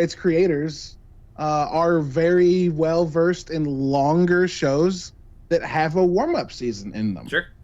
Or a warm-up season or two in them, as in the case of It's Always Sunny. So like it makes sense that the first season's like, you know what, let's get everybody moving, but let's not come to completion on any arcs yet. Whereas Ted Lasso is very clearly, very concisely written with a lot of specificity in that first season, because they really want to make sure they get through, you know, the stories that they're telling immediately. Yeah. I don't think that either one is wrong. I just think we all might have a preference, and that preference might not be what this one did, which is also fine. Which is fine. You know? And it's by no means, you know, disastrous, right? Like the season 1 of The Office, this is not. Clearly, they got the second season green. Right. Like it's obviously like they did a good job. You know, there were enough names in the cast. People paid attention. It still feels like the only Apple show people have actually seen is Ted Lasso.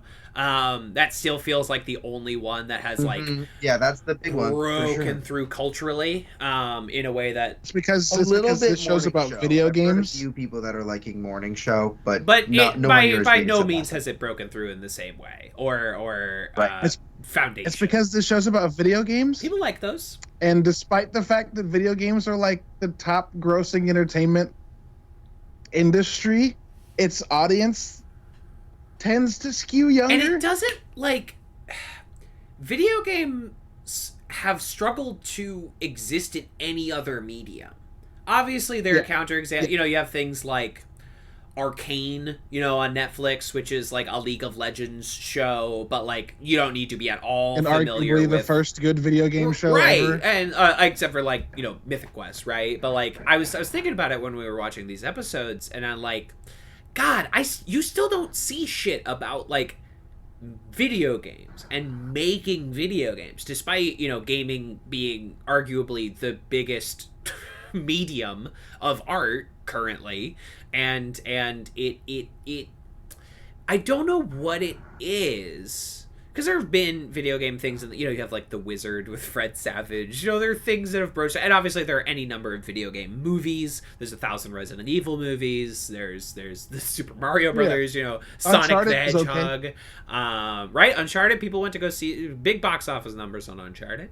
You know, it's not as if it can't be successful, but it feels like people are still struggling to figure out a way to make this work in other mediums, and it doesn't feel like people are showing up for them in the same way despite, again, gaming being just like the biggest revenue stream in the world. Well, I mean, I feel like it's because by making it a TV or a movie, you're taking away the thing that makes it a video game. You're taking away the thing that makes it exciting. Right. The interactive nature of it. You know? And to add to it, it's not even like I'm in the same space. It's not like theater, which would be weird, but I haven't seen yet, but I'd be interested in, because you could do that kind of interaction stuff with. This is entirely detached from these characters that are fun because you get to be them. Right. Interact with them. And now you're just watching them do the thing. It's like I don't know. On the one hand, it's a movie, so it's going to be cool because movies are cool. But if you're coming from it from a video game perspective, it's one giant cutscene. No, it does. I have a lot of thoughts.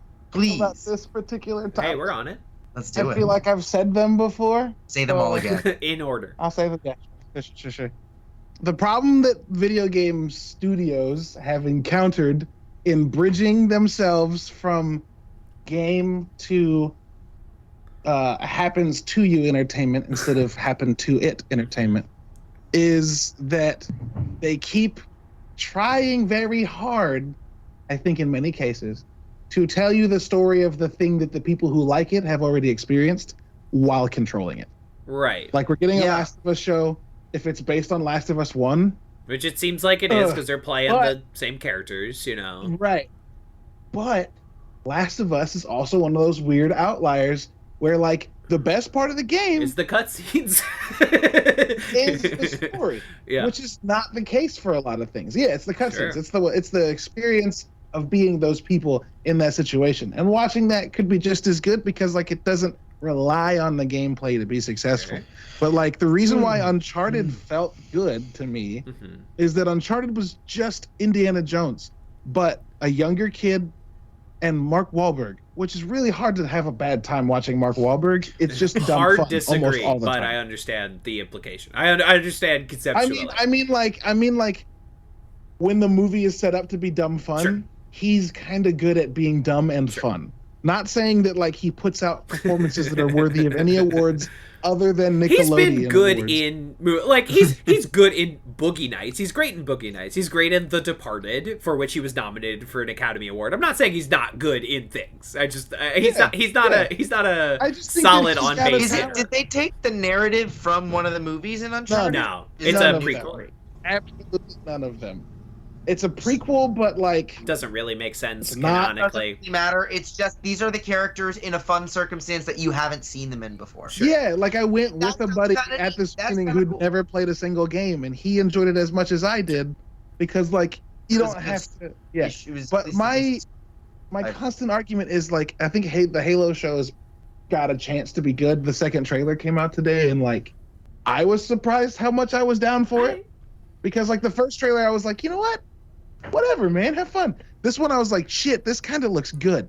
What the fuck? I don't know how to deal with this. Largely because I think the best way to make these properties transition into these mediums is to stop telling stories that are the game. Sure.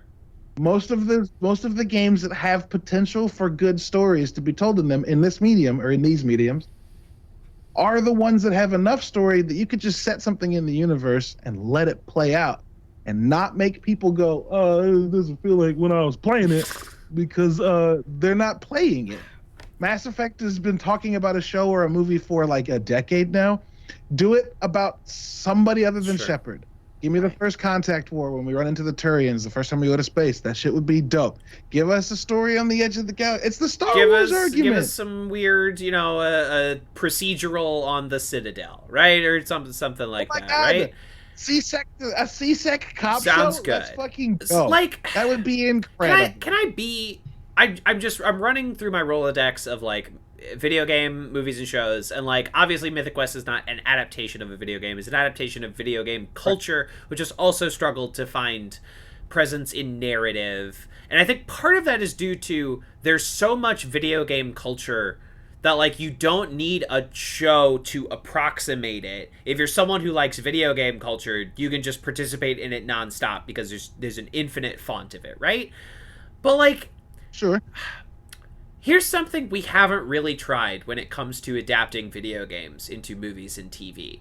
Has anybody tried getting a good director and a good writer involved? Because I feel like that's usually lacking. I feel like You know what the biggest problem with that is, Kev, is the quote good directors and they good don't writers usually want to do it. don't want to touch these things with a They don't 100-foot usually pole wanna because do they it. think games Right. are a lesser form of art because it threatens their I little space. also think that usually video game movies are so hemmed in by your respective studio or publisher that it's like, well, why would, a big good director go near one of them? Because they're like, well, I could go make something that I really want to make that I get to control. I feel like or all this stuff that comes that's like internally motivated, where it's like the video game company trying to be like, we should make a movie because we can make more money off of this IP, right?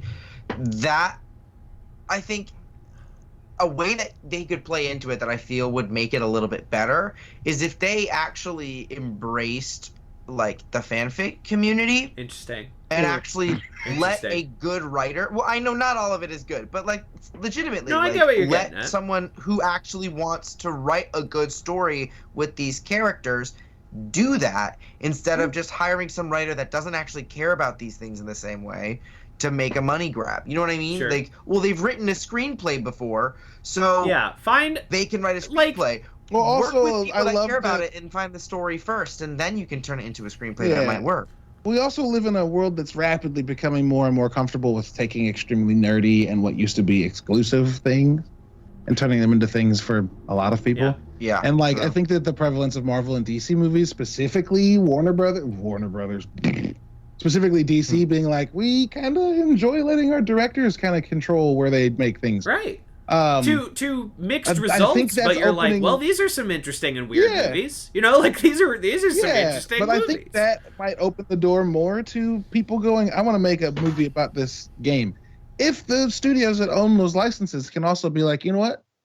Right, let them actually do fun stuff. Yeah, with the story. I just think there's something. Batman is such a good fucking movie. There's just something that's missing from like video game shit, where you're like, well, who directed the video game movies? Oh, Uwe Boll, Paul W.S. Anderson, Ruben Fleischer, and I'm like, can we?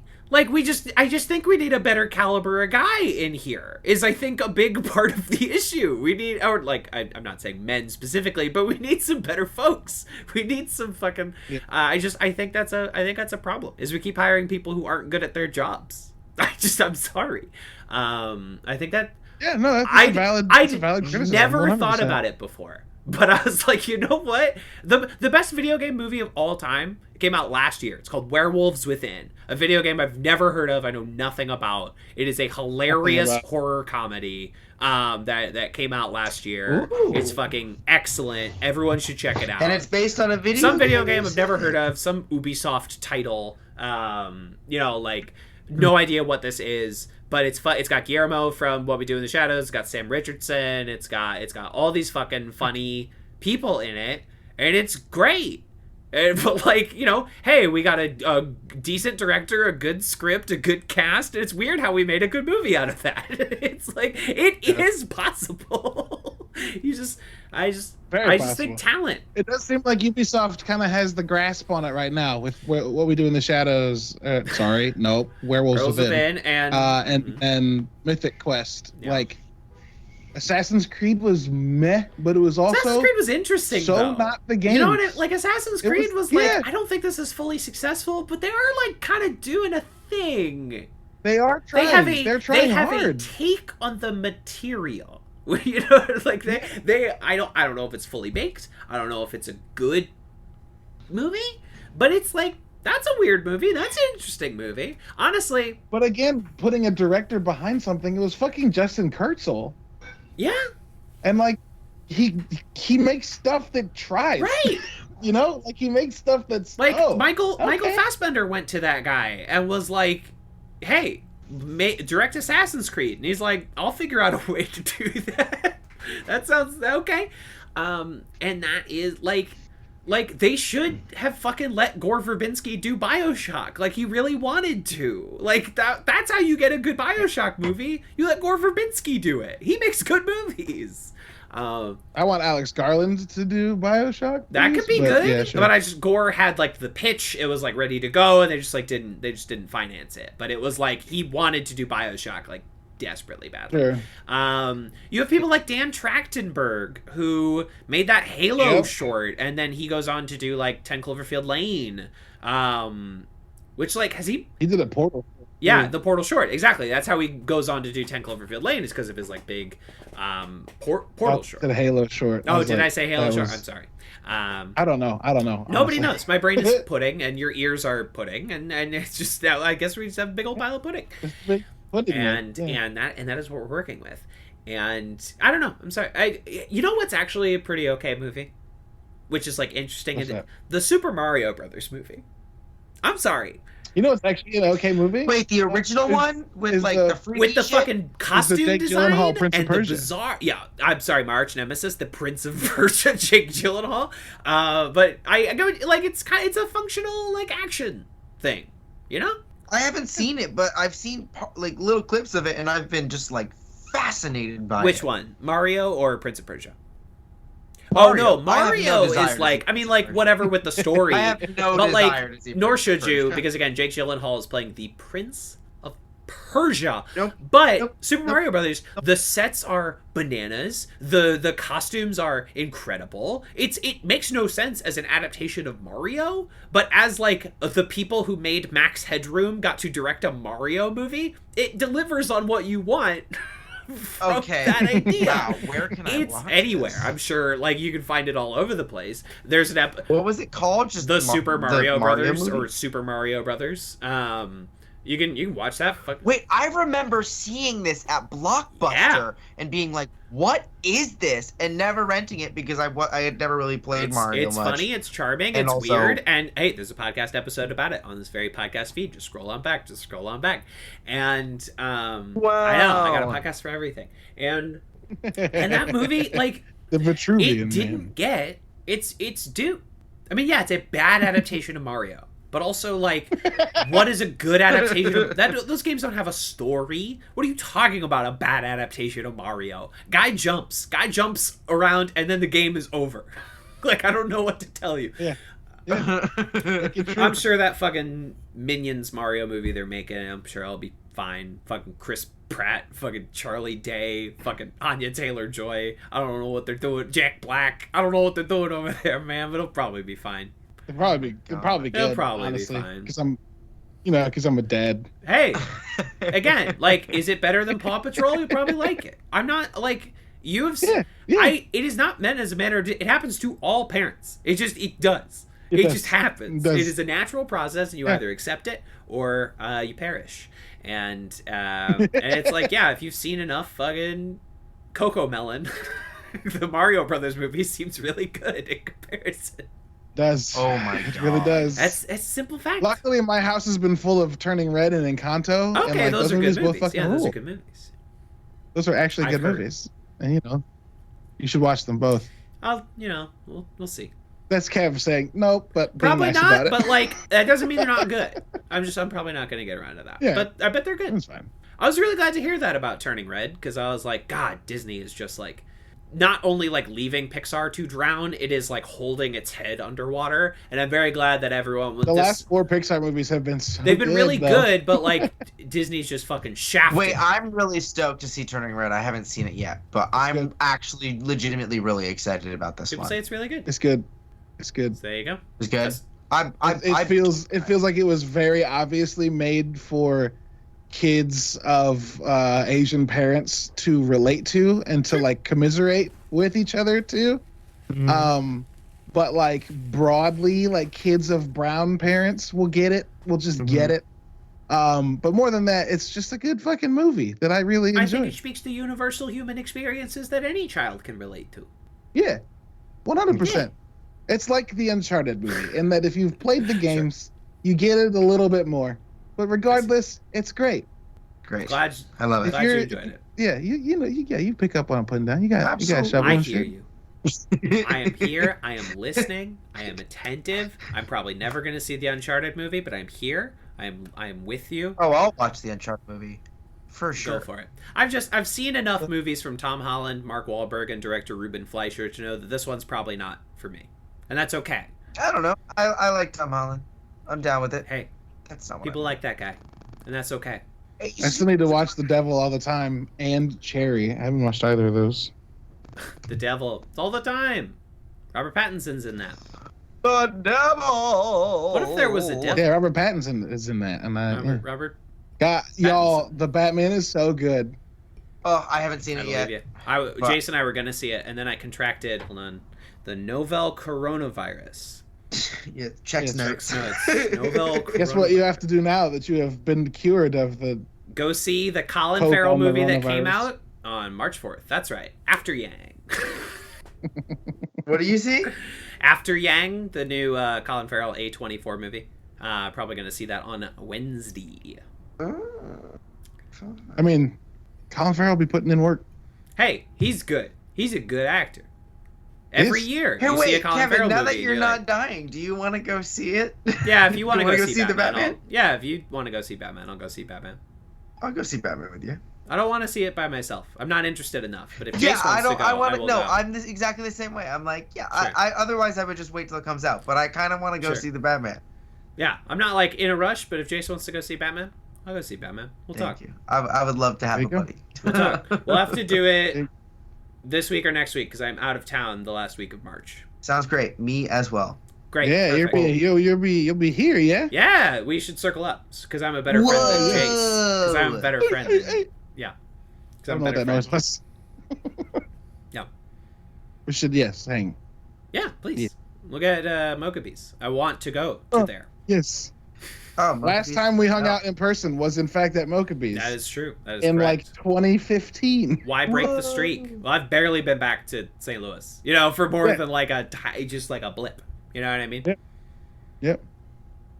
So I'm hanging out. And anyway, that's been our first season of Mythic Quest. We'll be back next week with the 2 specials. And then I think we're going to talk about John Carpenter's The Thing before diving into season 2. Wait, really? I love that. You said it last time. I was just following through. I was just oh my god, yay! It was your idea. I'm so happy. One of us has to produce the show, and that person is me. I forgot I said that. One of us has to say I'm in charge, and that person is me. Remember that? Frankie Dart, Community. Check it out. Great. So let's end this episode. Any plugs from the 2 of y'all? I'm put out an episode of my podcast today that is a solo episode of Bounty Board. In between interviews. The episode is called The Merit of I Told You So. And it's me just reminiscing on the fact that like a lot of people doubted the shit I'm doing right now and making money doing as being a valid reason for existence. And I just kind of feel like rubbing it in their faces, but then also questioning whether or not that's really important. Hey, I'll give you a spoiler alert. It is, but to a degree. And then tomorrow, oh shit, I always do this based on like when we're recording. So I guess according to when this goes up, the week that this goes up, I will have had a podcast out and also my review of a game called Far Changing Tides, which is a follow-up game to a game called Far Lone Sails that I wrote about back in 2019. I had the developers of this game on my podcast about a month ago.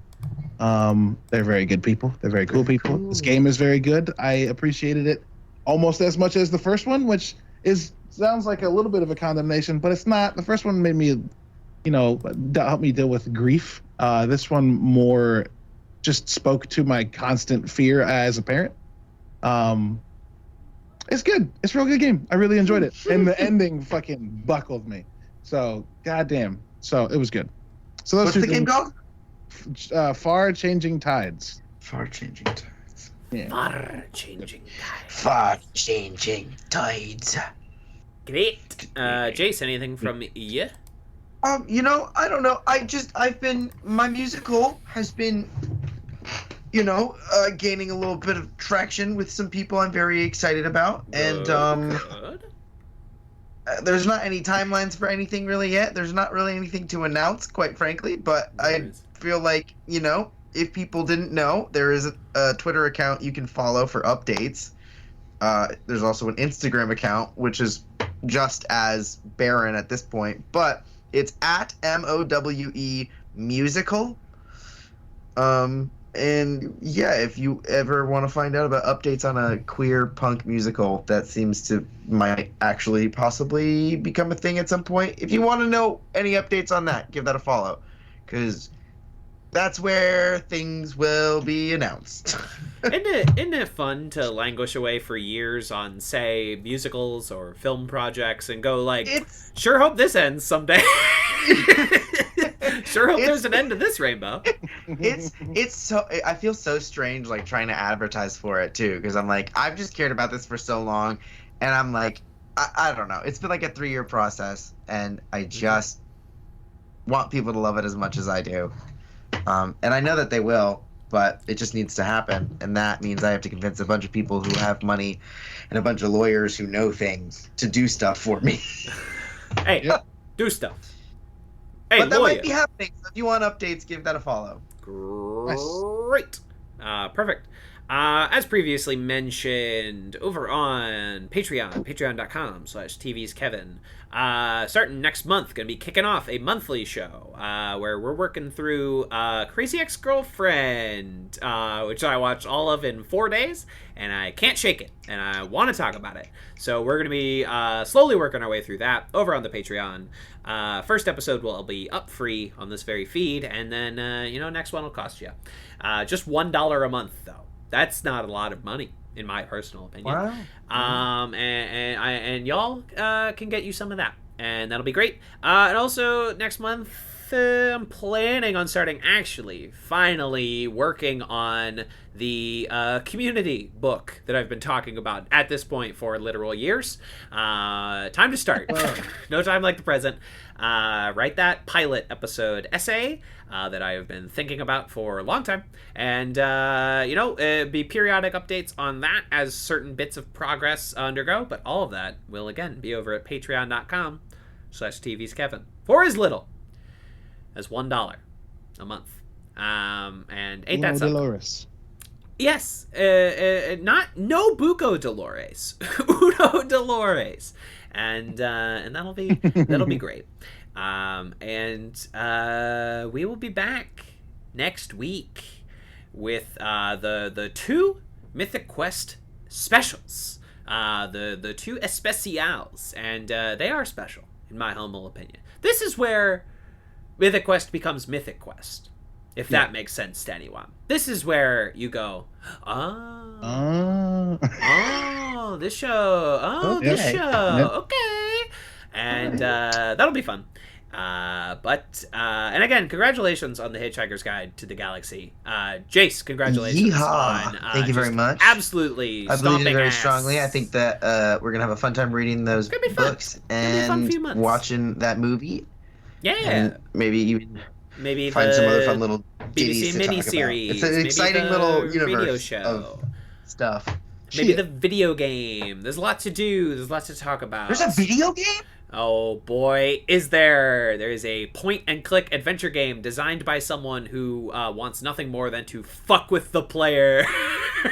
Sorry, it's a text adventure game. And it's a text adventure game whose purpose, it was written by Douglas Adams, who just wants you to be miserable all the time. Oh my god, wait, I need to do this. I'm sure you can play that. I'm sure you can find it for free or extraordinarily cheap. Unbelievable.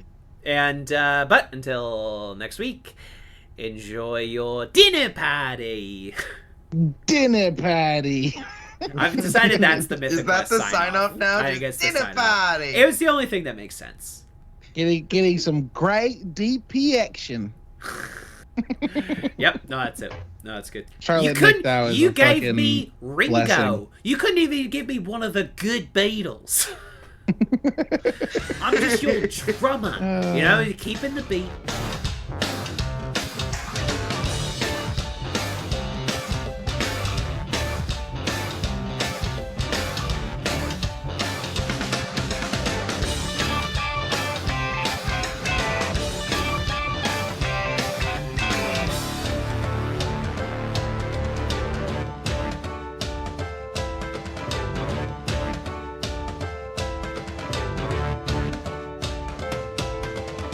This has been a Talkback Podcast. That was quite a show. Very entertaining.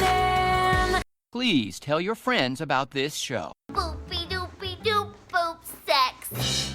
Larry, I'm on DuckTales. Dinner party.